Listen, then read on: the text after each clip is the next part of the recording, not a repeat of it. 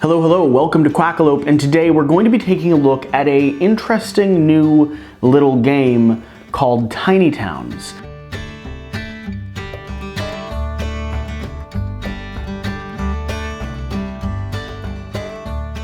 Now, if you're just joining us, you might not be aware of this, but it has been a little while since I've done a full review. I've been putting out a lot of gameplay content, unboxing videos, flavor text videos, even some long-form interviews and how to play videos, but a full review is something that I haven't done in a couple of weeks. The reason for that is, first, I've been settling into this space, and these review videos are easily the most time-consuming and complex videos that I do on this channel. I want to make sure I do them right. But then along with that, I've also been talking with people in my local community and across Reddit and YouTube about the best way to go about structuring a review video, the type of topics that I need to cover, the things I need to touch on. And so I've approached this review video with a newly formalized strategy or goal. There's a list of topics, there's a series of things that I want to make sure that I cover. From the game length to the replayability, the time it takes to learn, the quality of the components, the theme, design, player interaction, luck versus skill, the balance of the game, all the way down to whether or not I just personally enjoy this game. So there's a lot of little steps that are going to be happening in this review, and I'm going to have every single one of those elements, those key main points, linked both in the description and the comment section of this video. But before you go down into the comment section and start clicking on time codes, please make sure you like, comment, and subscribe. Help script and form the way this channel grows so that as a board game channel and community, it becomes and covers the things that you want it to be. Now, Tiny Towns is an abstract spatial awareness game. It's sort of like spatial awareness bingo. Every round, you're either going to flip a card revealing a resource, or everyone around the table is going to get to call out a resource that they would like to place. You're going to place those resources on your board, completing the build conditions for various different buildings. There's a whole deck of different buildings, and each one of these buildings are going to have different victory point conditions, different in-game conditions, all leading up to the final score of the game, which is going to come down to how many buildings you were able to successfully build on your grid and how those buildings interact with each other to score your victory points and hopefully win you the game. This is a significantly more complex game than it appears at first glance, and a significantly more complex game than it takes to teach. I can teach you how to play this game in about 2 minutes. What it's going to take is me to lay out the basics of how the gameplay works, which I sort of just did, and then read through each one of these cards and tell you how they work in relation to the specific game we're playing.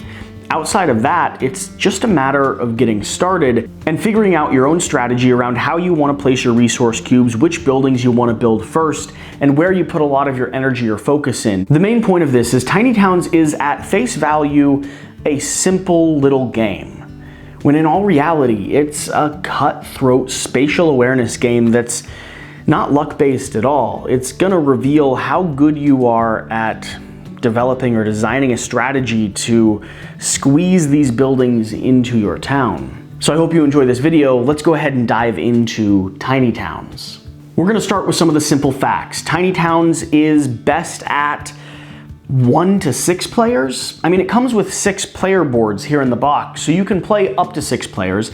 It also comes with a fully satisfying solo player mode, where you're working to figure out this spatial awareness quilt that you're weaving to beat your other score, to beat yourself at the game. That being said, this game is infinite in its possibilities. At one of the conventions where this game was demoed or pre-released, they had an audience full of people playing it. It's literally a spatial awareness bingo, and the way they did that is they used this deck of cards. So instead of each person around the table calling out a resource cube that they would like to place on the board, and everyone doing the same, they instead just started flipping cards. We have wheat, we have wood, we have brick, stone, and glass. With this deck, you shuffle it for every round, you remove 5 of the cards, and then you just start flipping. And so this game could be played, as long as you have the boards, this game could be played with an auditorium full of people. That's one of the things that's charming and lovely about it. I can sit down by myself, with a friend, with my entire family. I can buy 2 copies of this game and invite the neighbors over, and it's gonna hold up across the board. It's still gonna be good. The solo, the multiplayer, and the auditorium rules are all well thought out. They're simple and clean enough that this game's worth playing at any size. The age range for this game is gonna be 14 plus according to the box. I think you could probably lessen that. That being said, it is a fairly complex game when you really get down to the point scoring mechanics of it. And so it might be harder for a younger kid to be competitive in the game. It doesn't mean they couldn't have fun, but it does mean that they wouldn't possibly be able to figure the map in a way that would allow them to win, which sometimes isn't fun. The complexity is going to be an average rating of about a 2 to 3 out of 5. Like I said, this game's easy to learn, complex to play, and complex to win. The playtime is going to vary based on player count, but for a traditional game of Tiny Towns, you're looking at about 30 to 45 minutes. It really fits into that single game on a family game night type of structure, or a in-between game for some of the larger games that you're playing throughout the day. And lastly, is this game non-gamer friendly? Absolutely. It is absolutely non-gamer friendly. In fact, I think this game will be picked up by a lot of non-gamers, people who play maybe Catan or are familiar with chess and checkers and Monopoly. The people that are kind of just on the edge, the periphery of this industry, I really do think this is a game that a lot of people will pick up and a lot of people will enjoy, and it will hopefully introduce a lot of people to this hobby that we love. That's one of the reasons I'm covering this game. To me, it hits that sweet spot of entry level while still giving you a taste of what's out there, what's bigger and better, the thrill of strategy, the thrill of victory.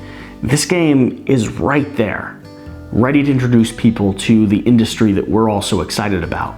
As far as the game length goes, this game is going to take probably, I don't know, 30 seconds, 60 seconds to set up. You don't have to have everything laid out and displayed the way I do here. In fact, it comes with a really large baggie, and we just ended up sticking everything into that giant baggie at the end of a gaming session. Really, all you need to do is pour out all of the components in front of the table, pour out all of the cubes in kind of a self-contained little area, and you're ready to start playing the game. Everything is color-coded and easily identifiable. Every building's a different shape, a different color. Each cube is a bright, vibrant color as well.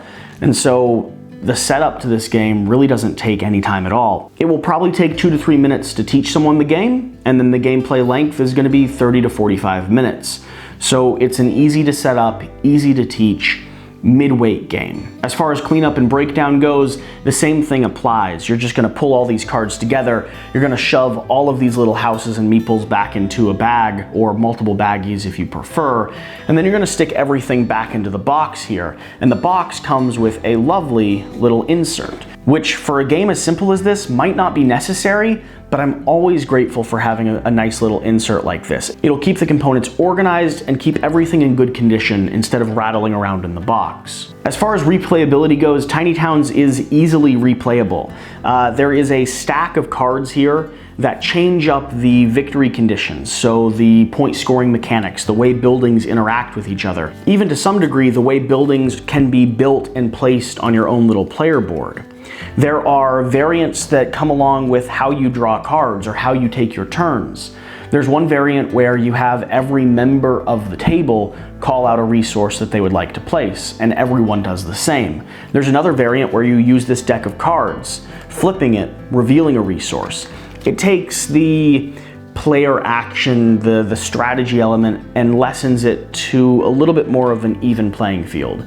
Some people are just going to be a little bit better at manipulating the cubes or manipulating the resource pool, and so this kind of evens the draw just a little bit. This game is reasonably quick to play, and it leaves you thinking to yourself, I probably could have built that better, or I could have positioned something slightly different, or if I only had one more greenhouse to connect to this series of cottages that I had, I would have had 15 more points and I would have won the game. This game is also designed in a way that I think easily lends itself to having expansions, new cards, new types of resources and buildings introduced to the game over time.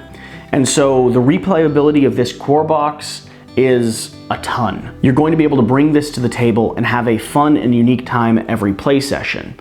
That game will be familiar, but it'll always be a little different. And the strategy or the way that you build your town will also always be a little different.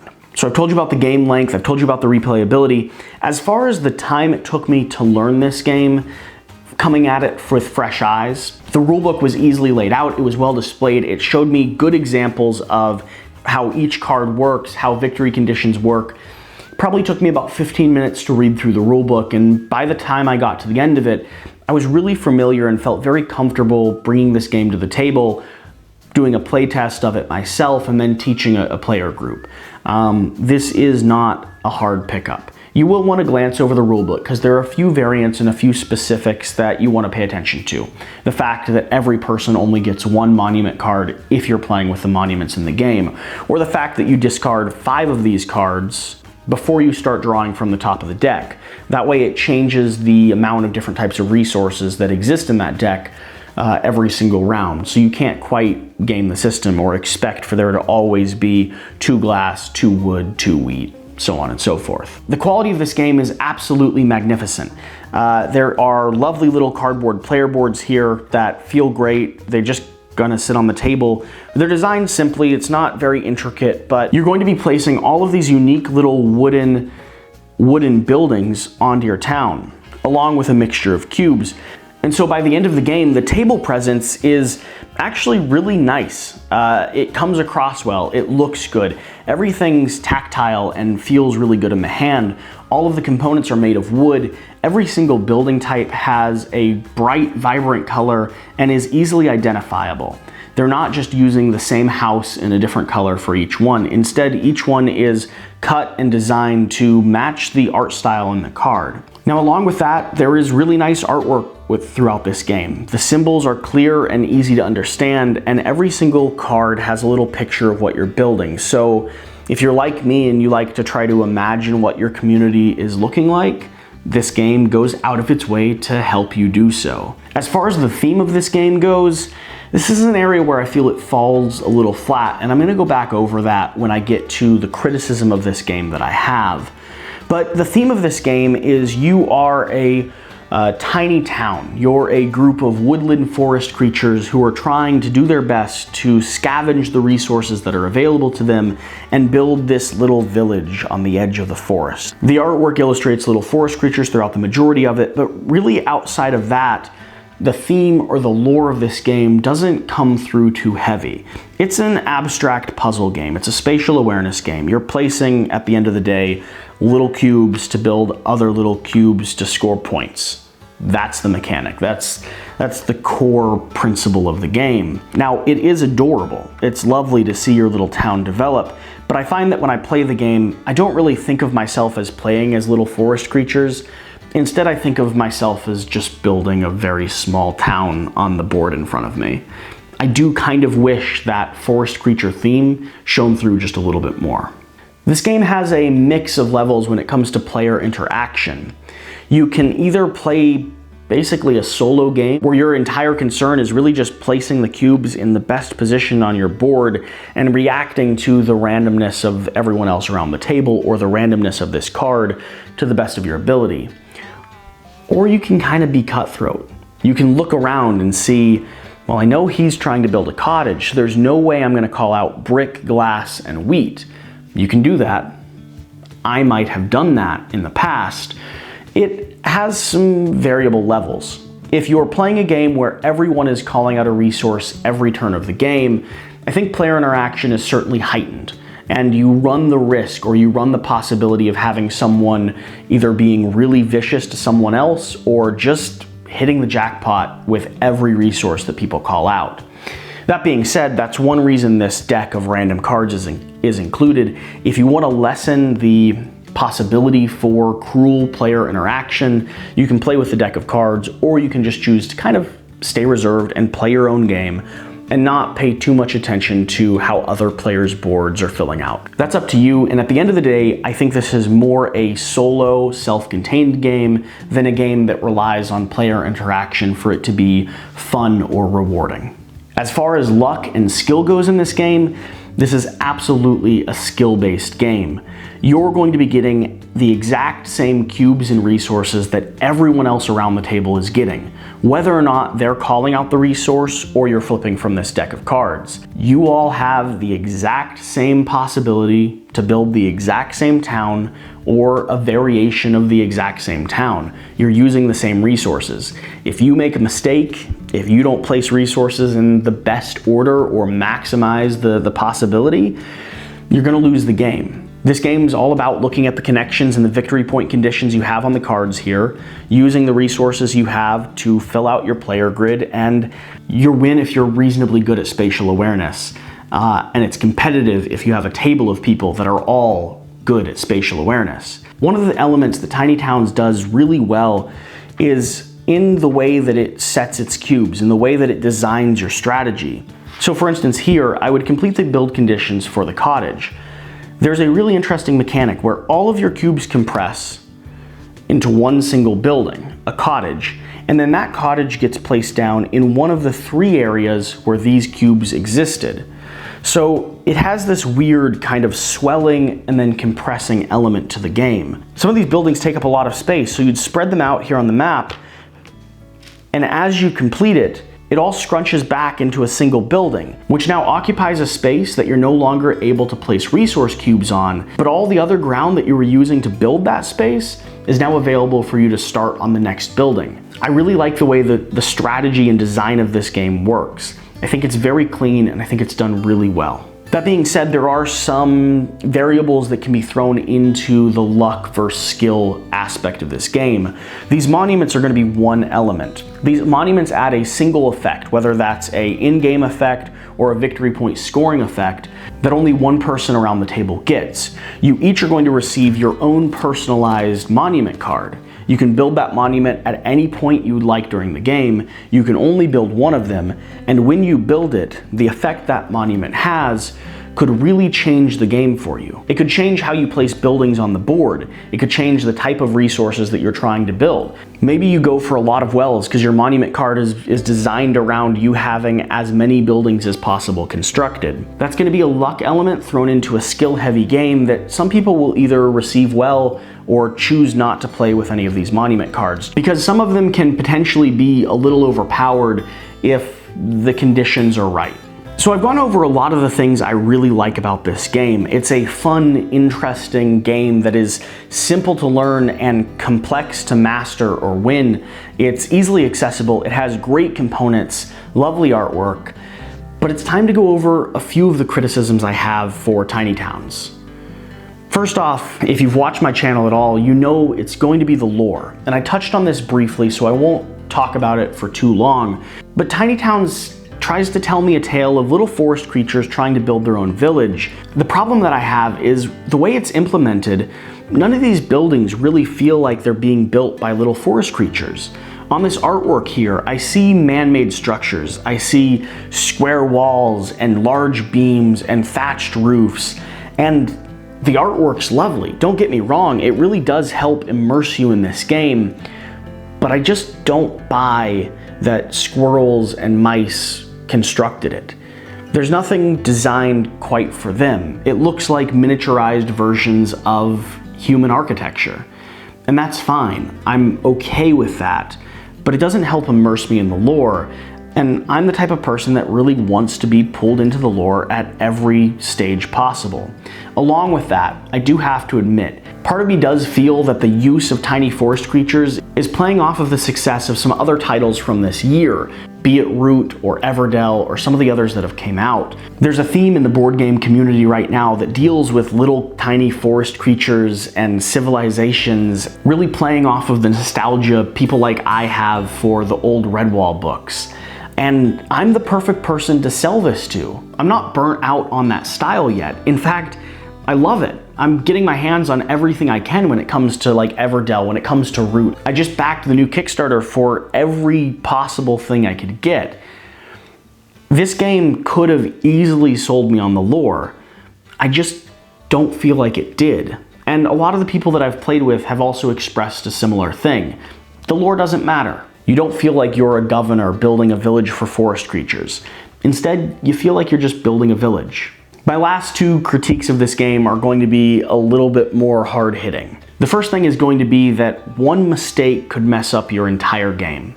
If you get a wheat cube and you're not exactly sure where to put it and you don't have kind of an idea mapped out in your head and you put it down in the middle of a zone or off to the edge, that one cube can't be moved. Nothing else can be played on it.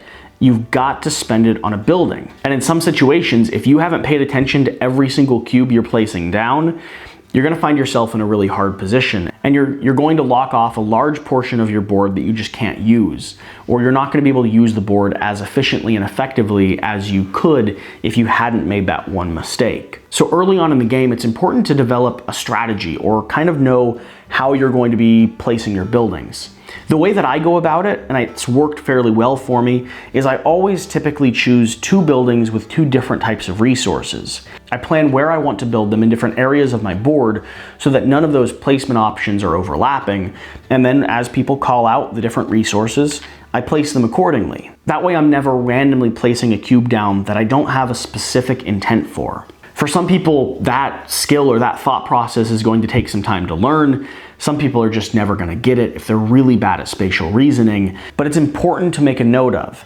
This game is complex. If you make a mistake, you're not going to be able to recover, or it's going to be extremely hard and probably fairly lucky if you are able to recover.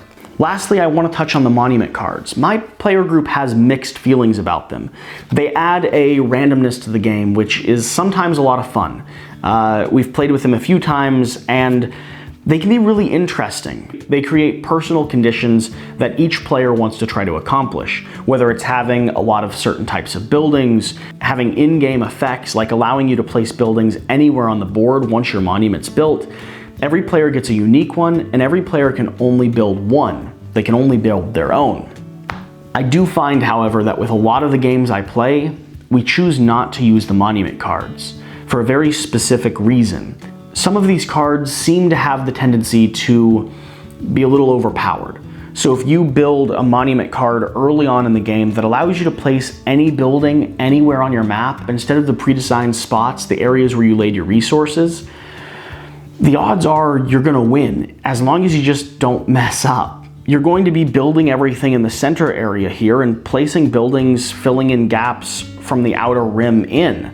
So as long as you just pay attention to where you're placing your buildings, half of the strategy is taken away from you.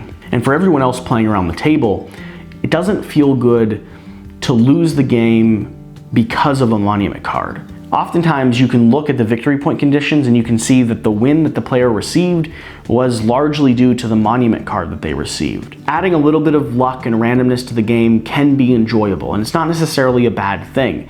And you're not forced to play with the monument cards every game if you don't want to. Like I said, we often choose to leave them out. But it is something worth noting. We do choose to leave them out. So the last part of this review is going to be my final thoughts. What do I ultimately think of Tiny Towns? I think it's really good. It's a really good in-between game. It's a game that my group will pull out onto the table once we've just finished playing a heavy campaign game or a strategy game like Escape Plan. This is something that we can put on the table. It takes a little bit of mental power. It's not overwhelmingly simple, but it is just a lot of fun. Different people in my gaming group also have different opinions about the best way to play the game. Some of them love the monuments. I personally tend to want to leave the monuments out. Another friend in my player group loves playing with this deck of cards. He likes the randomness that it brings into the game. He likes that when it gets to his turn, he doesn't have to sit there thinking of which resource he wants to give to the table. Instead, the card determines that. There's a lot of ways to play this game. There's a lot of depth to this game, and this game is easy to get to the table. It's not only designed really well, it not only has lovely components, but it's inviting and accessible and really quick to teach. I think this game is something that I could go home for the holidays and find out is on my family's table. My family tends to play a lot of games similar to probably what your family plays. Ticket to Ride, Catan, King of Tokyo. This game, I think, fits into that family of games. Those classic games that are just on the edge of board game culture, or in some ways kind of the cornerstones of it. They're the games that introduce new people to this genre. They invite them in with welcome arms and then reveal to them this problem that we all have. I think this game will and can do that. At the end of the day, I think you should pick up Tiny Towns. I really, really enjoy this game, and it's one that honestly fills a unique spot in my collection. I don't have anything quite like it, and it's a game that I'll pull out to play with my heavy board game friends, and then also the family and friends that really aren't part of this community who come over and want to spend a day with me. This is a game that I'm not scared to bring to the table, and I really love that about it. Whatever the case, I hope you've enjoyed this Quackalope review. I hope this new format has maybe been a little bit easier to pick and choose exactly what you want to learn and how you want to engage with my channel. If it has been or hasn't been, please leave a comment letting me know what you think of this formula. Was the structure too rigid? Were the time codes easy enough to understand? And ultimately, would you like to see these review videos be even more structured, similar to how this one is, or more conversational when it comes to it? Is there anything in this review that I didn't touch on that you're really interested in? If so, let me know and I'll be sure to respond. I hope you've enjoyed this video. Thank you for watching. I put out new videos every single week, so please be sure to like, comment, and most importantly, subscribe. Having you as part of this community will only help the channel grow and reach more people so that I can continue producing new content like this, testing and pushing the limits of exactly how good board game content can be. I hope you've enjoyed this. Thank you for joining me, and we'll see you on the next review. Good night.